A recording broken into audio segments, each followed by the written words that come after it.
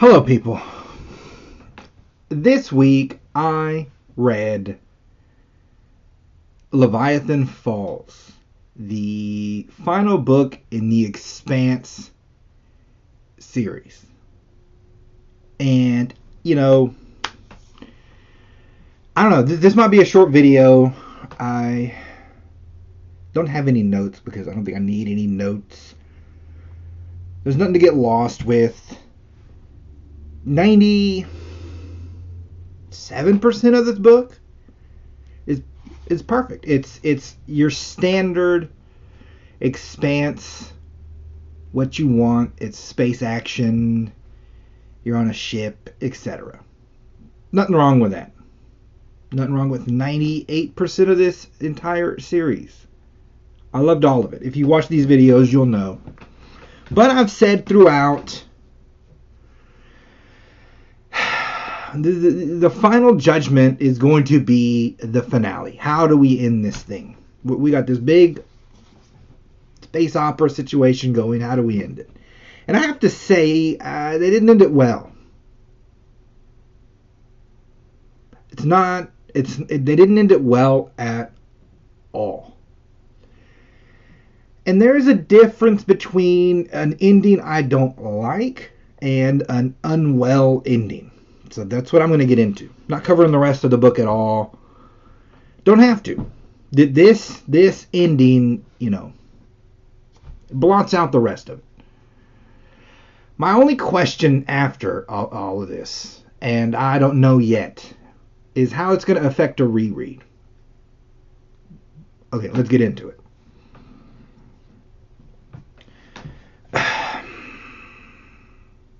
So, your big overall issue was ancient alien technology. Well, those are the protomolecule race. And something killed them. So there's tech we don't know how to use, a civilization that made that tech, and an enemy that level of civilization couldn't beat. That's what we've been dealing with essentially for 9 books. The 9th is supposed to figure out how to deal with this, because otherwise the story can't end. So we have our Duarte. He half spliced himself with protomolecule, so he's like half human, half protomolecule. And with that, he's able to see a path. The path being the station in the slow zone. Because the issue turns out to be the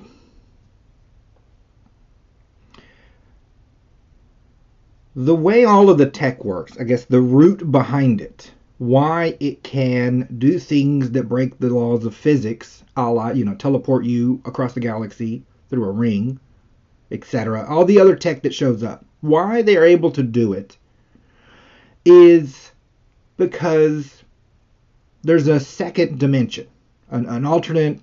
How science fiction does this all the time. We're in this reality, there's a secondary reality. So if I have physics here and that other one has physics there, their rules are different than mine. I just grab some of their reality, move it to mine. Now I have access to their rules, which break my rules, which is what I need to move spaceships instantly across, etc., etc. Great science fiction-ness to this. I love all of this. I'm happy. That's a great concept. It's well executed. It answers all these questions. It presents a problem. Problem being this entity from that reality, from that dimension. Does our taking a piece of their universe, their reality, their dimension, hurt it, affect it, make it mad, make it curious? There's something we're doing, something about that process has incurred this reaction from this entity, this alien. And that's what happened to the other race. This entity came through the hole that was made and killed that entity completely. I said, this is fine. This is getting buttoned up.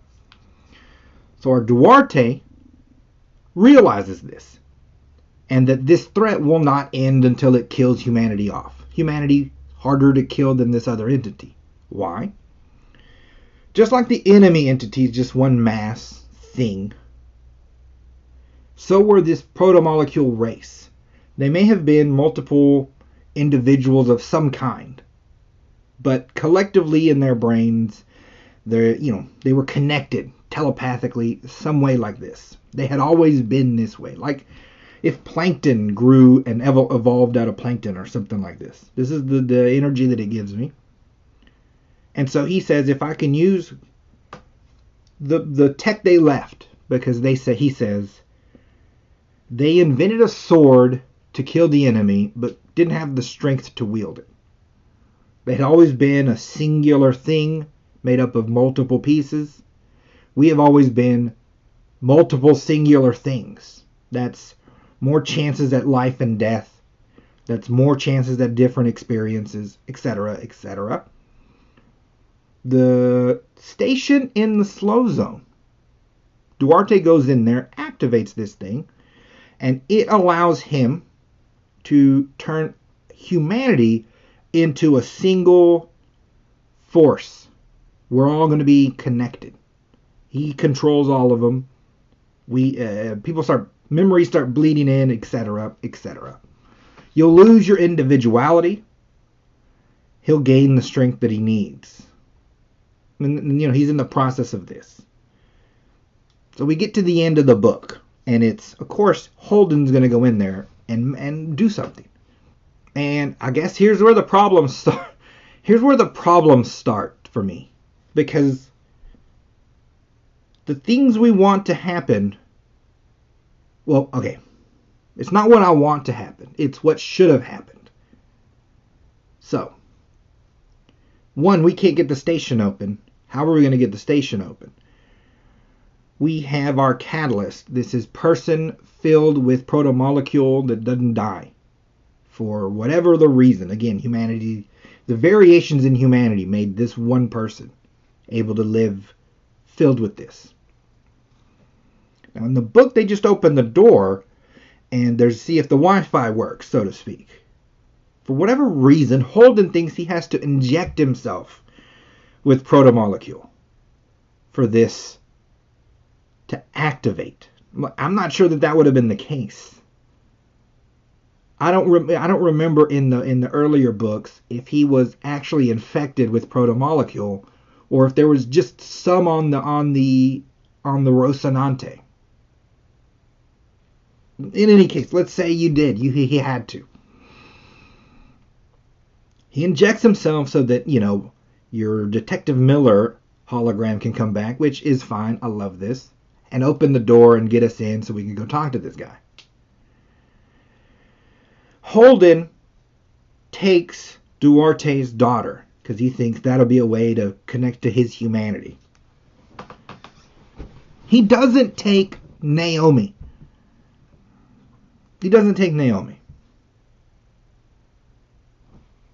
And it's a long build up. When the story shows you some people are going to die, we have sort of a long drawn out build up. It's one of those. So I know, some people are going to die.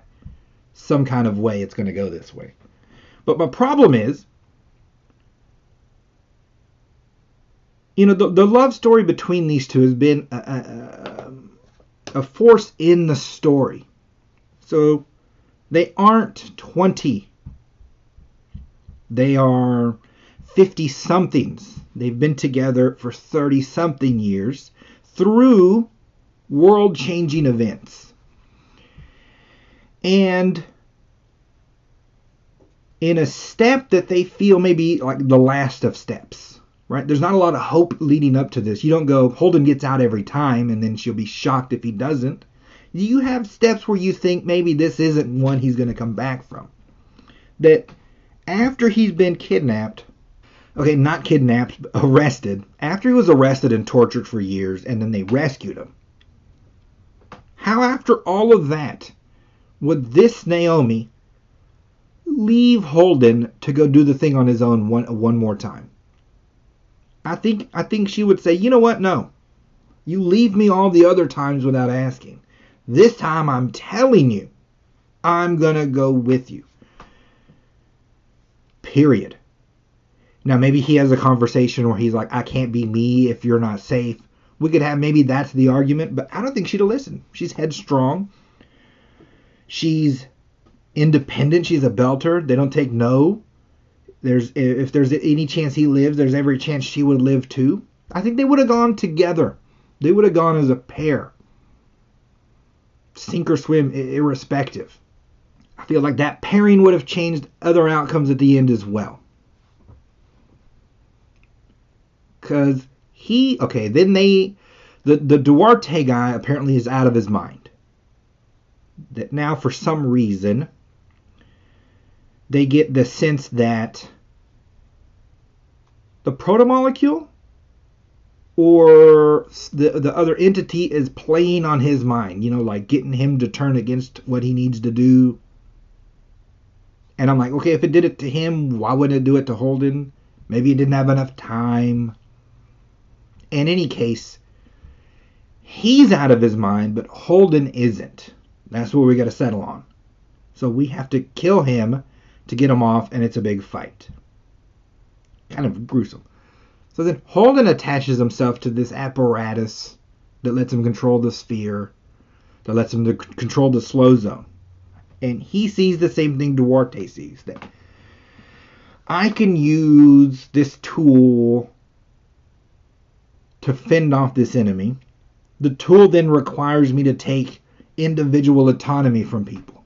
So, that'd be anti-Holden. He doesn't want to take people's individual autonomy. But Holden also doesn't want entity killing everyone. It's to save humanity. So he tells them, pick a gate and go through it, and you're never going to come back through it. So in my head, I'm like, is he going to break it? Is he going to blow it up? This is what he does. In the end, it's like a big bang. He destroys the slow zone, the station. Boom. There's no more access to the secondary reality. Humanity is in all the different locations. They're all split off. Some of them weren't set up to live, so they'll die. Others will survive, etc. And I'm sitting here and I'm like, that doesn't seem like a Holden decision. The whole time it's always you give them the most options and they'll make the best decision for themselves. And at the end he decides to sentence some people to a death for things they did nothing wrong. They just decided to go live on a planet and he's going to kill them off. He knows this when he does it. I don't think Holden would do that. But then you're like, well, what's the option? What's the fix? Well, he had the tool. He had the tool that could fight the enemy.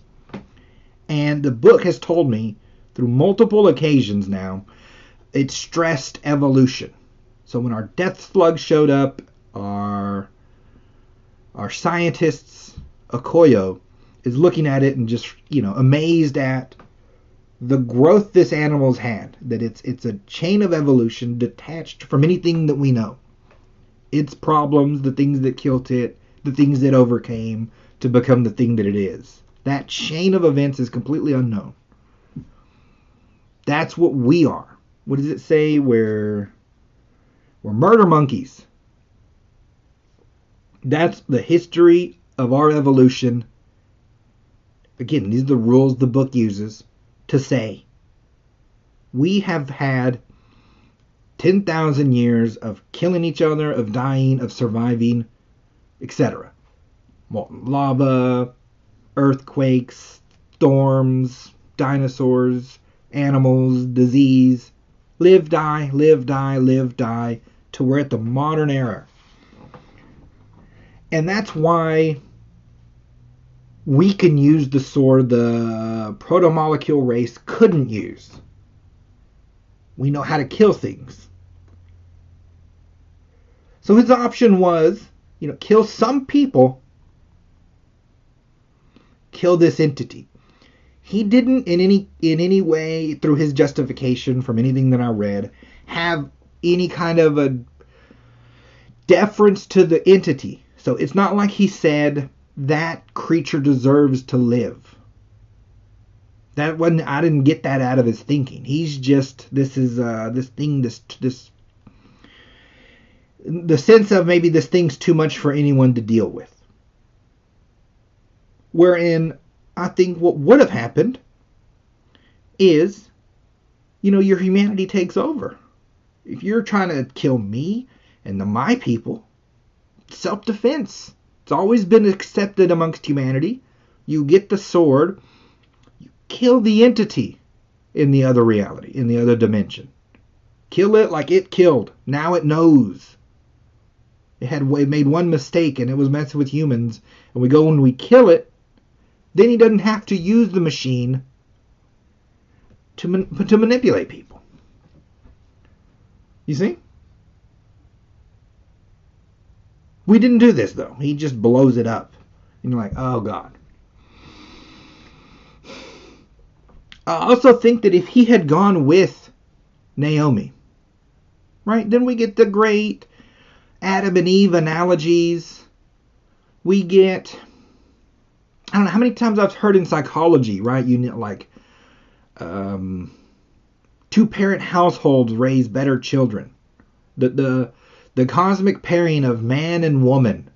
So the male testosterone, protect the ones you love, would come into a play, and he might try and kill it. But maybe her side would come in, the feminine, talk to it, relate to it. Maybe through the two, you make peace. You come to an understanding. We're not afraid to talk. In the machine is all the knowledge that other race had. He's sitting there saying there's so many secrets in here. I don't see why we couldn't have done that. And the rules don't work in this sphere, right? It has different physics. So I could.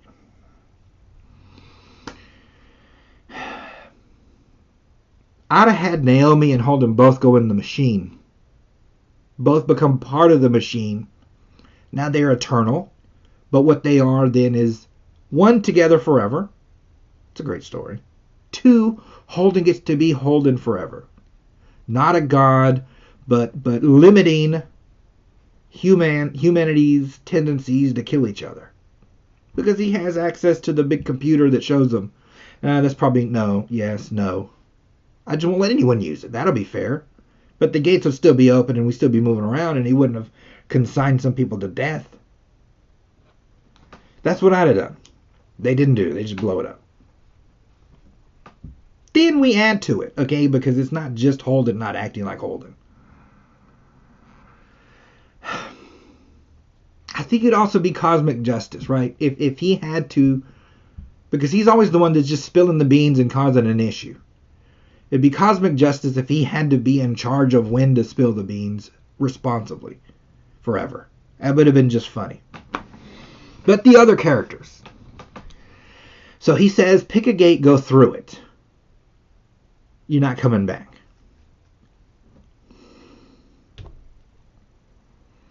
Your Elfie Okoye, that's your scientist. She's been studying the big crystal. She has all this data. She decides, I'm going to go to Earth. Makes sense for her. Why would she go to Mars? They just put her on trial and kill her. Not Mars. The new Mars city. I forget the name now.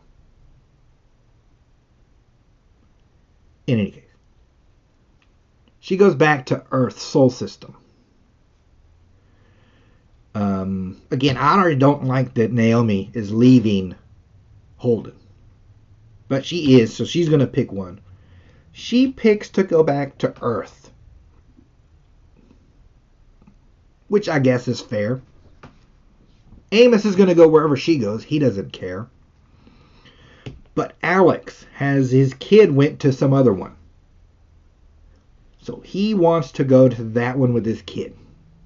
And without any kind of an issue, they're like, yeah, that's good. You can take the row seat and we'll go with Elfie to Earth. Just like that. Just like, nah.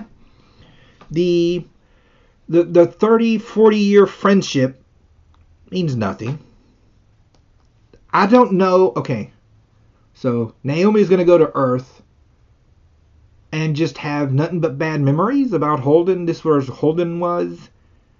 What tie would she have to the Earth system?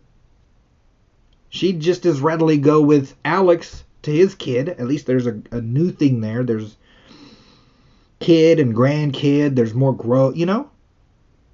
Now maybe you say, well, there's not as many options.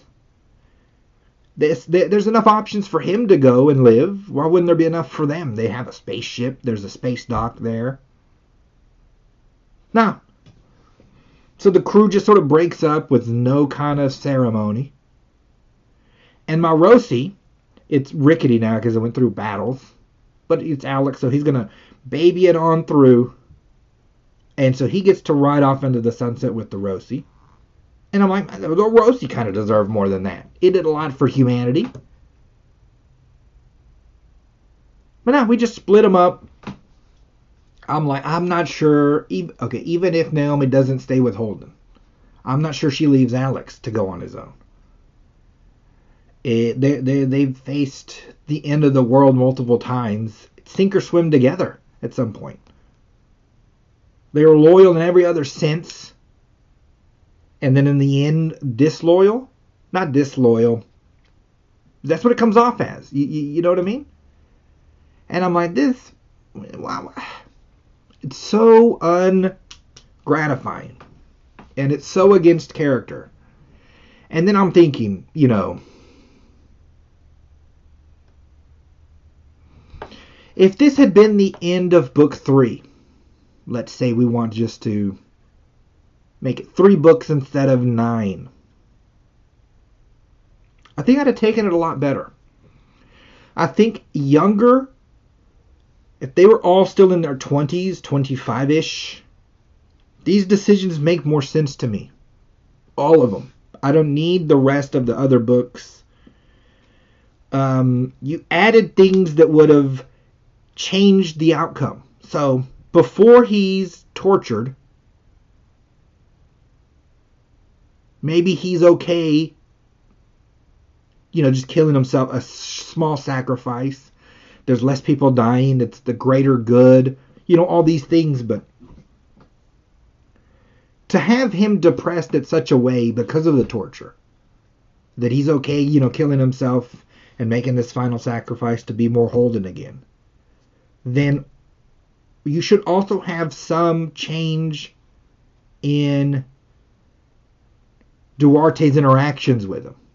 So, not that torture's easy, but if your character's weak enough to be changed by torture, then the charismatic Duarte would have also had some effect on him. This is, you know, what is it? Your Last Temptation of Christ. You know, Christ is, if you take it as a story, calm down. Christ is 100% committed to one cause, and when all the kingdoms are offered to him, he doesn't break character and accept them. You know, there's a consistency here. So if Holden would have been consistent through the torture, then I wouldn't have this issue in my mind about, well, he wasn't affected by Duarte at all. You half of one, not any of the other. This is what the book does. I have now characters who are okay giving up a 50-year friendship. I mean, a 35-year friendship and true love and love of friends. For what? You don't have a great house to go to. I guess you have credits in Soul System that you're going to go live on Ganymede and walk around and do nothing.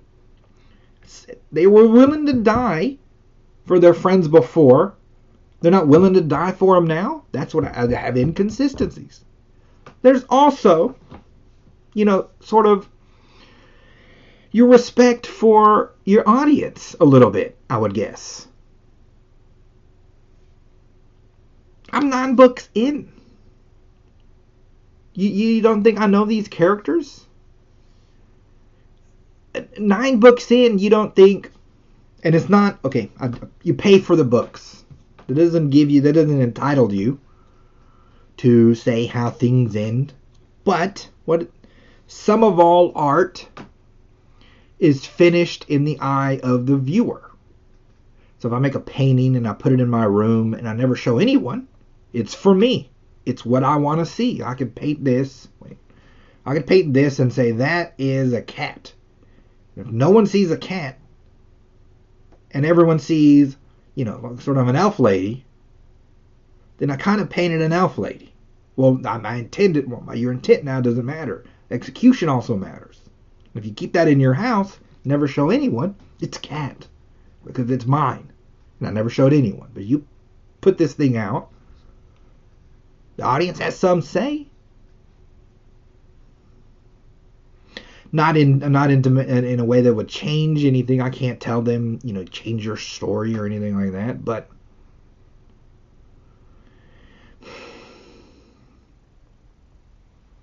sort of your great crews in history, your Fellowships of the Ring and your Starship. What is it? Your Enterprise crews. They held true to the character, and what you get in reward is endless love from the audience. And I feel like if you failed in that, you get forgotten. It's in my head, the Rosie, Alex, these characters deserved more than this ending, this uninspired ending. And I feel like the proof's already almost out there. For how good the books are, I was constantly worried in doing, the grabbing pictures for these videos that I do about spoilers. Somebody's going to spoil the end of these books. And no one ever did. You go look up concept art of the Rosie. There's some, but there's not as much as, I say, the Enterprise, these other ones. And it's because they feel the same way I feel after reading these books. And it's let down. And so the energy to re-talk about it, the energy to reread it, the energy to make fan art, etc., it just sort of dies. It drifts off and you go, oh, that's a thing that could have been. Readers are used to this. We've read a lot of books that were really good and didn't stick the landing or messed it up or some way like this. And you tend to just drift off of them and leave them. This was it's a long 9 series of books. I enjoyed so much of it that it makes it harder to just release it and say, it doesn't matter. I keep thinking of it. And I'm like, that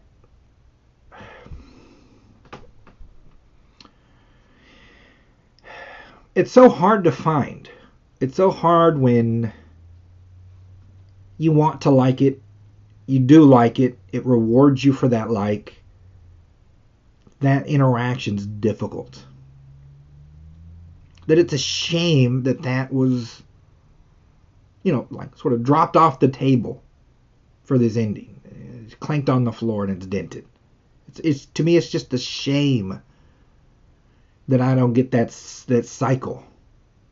Meaning, if the end is good, it buttons it up, then it's bound in my head like that.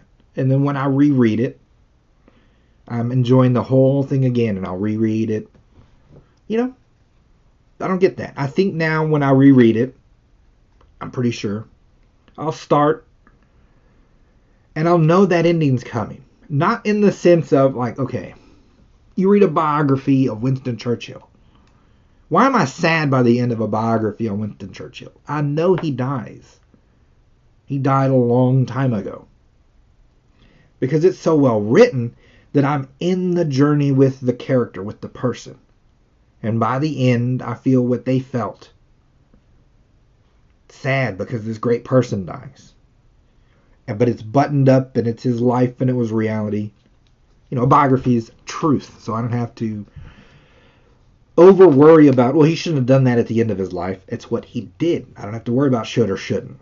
This is made up. This isn't real. You could have written it any way you wanted.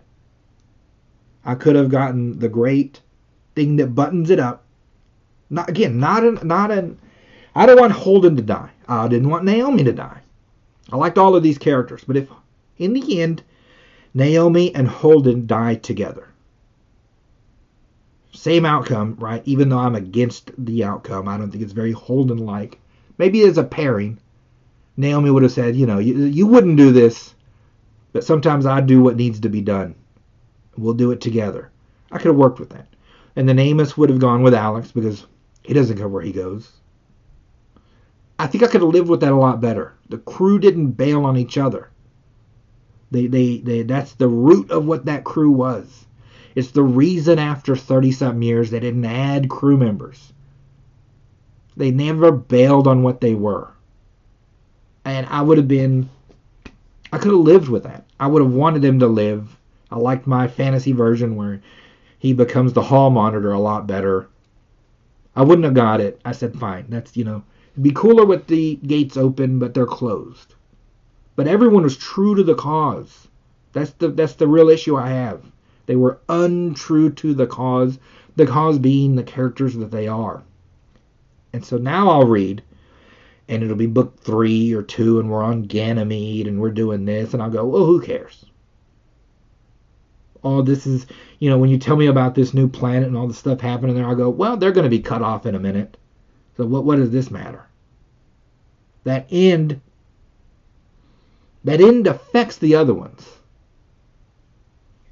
It just it affects them. Dune is 6 books, but the author dies before he finishes it, so that ends on a cliffhanger. So I can't judge them good or bad. I'm just sort of stuck in this loop. But I can start it over and reread Dune, and each one's great. But I don't have a bad ending to mar it in any way. You see?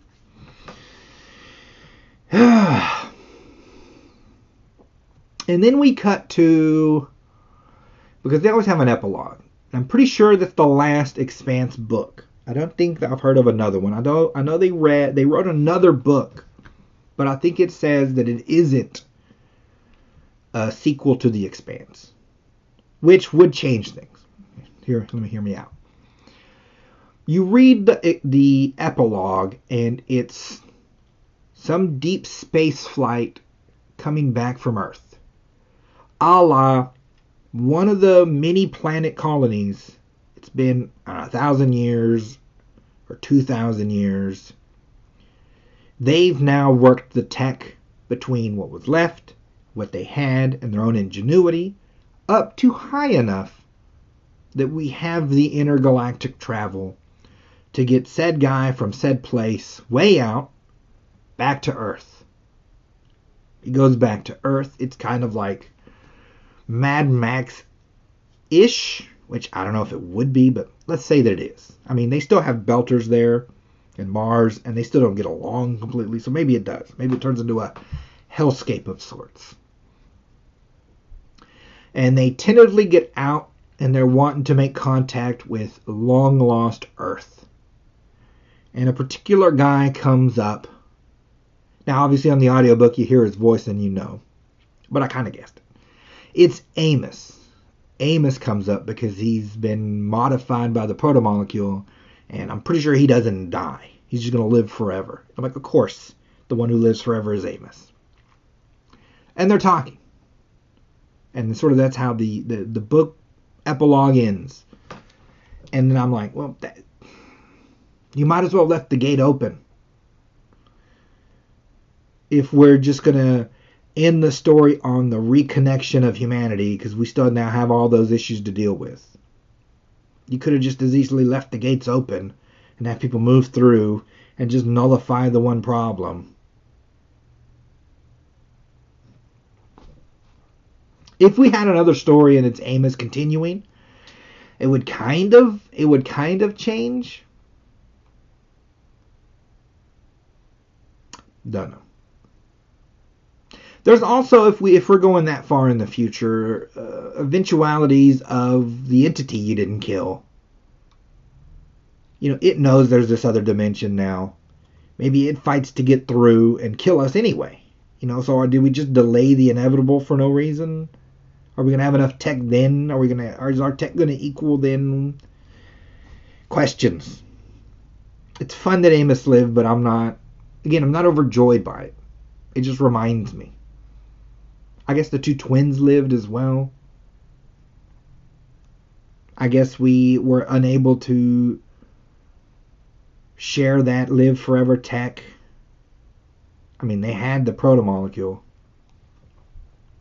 I guess the other, I forget the name of this place, Lyconia. I guess the Lyconians, because that's where the robots were that fixed him.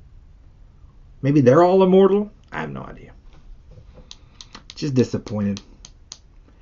That's the end result of the 9 books, is that ending that just disappoints. And I'll think about it randomly. I'll be watching something, okay, because audiobooks. I would watch other things. I'll watch like a sports game while I'm listening to the book or something like this. So I'll see a baseball game or something, and I'll be reminded that the roastie's not floating out there, and then I'm just disappointed all over again. And to me, that ending really changes how much I would recommend people buy all 9 books. It really does. It's really unsatisfying. I actually wouldn't recommend you buy all the books now. I actually see why the show got canceled after the season it got canceled on. So much potential. It's just sad. But what can you do? This is what happens to readers. We've all been through it. We'll go through it again. It's not going to stop me from trying new series, because the journey's still fun, I guess. At some point I will try and reread the books and see if, given some time, that I am less affected by the end. But I'm not exactly hopeful in that regard. But what does fill me with hope is your lovely ads.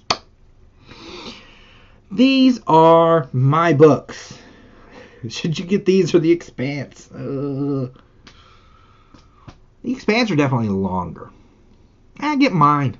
You can get Kindle Unlimited, read my books and other books. Maybe the Expanse will be on Kindle Unlimited, and you can, dip in on that too, all for one low price. Or you can just buy my books, and then I'll get the cash. Or you can just subscribe, or you can like or comment, or any mixture of the above. We're good anyway. What we're not good with is the end of the Expanse. Oh, it does bug me. Oh, it does bug me. Okay, people. I'll talk to you all next week.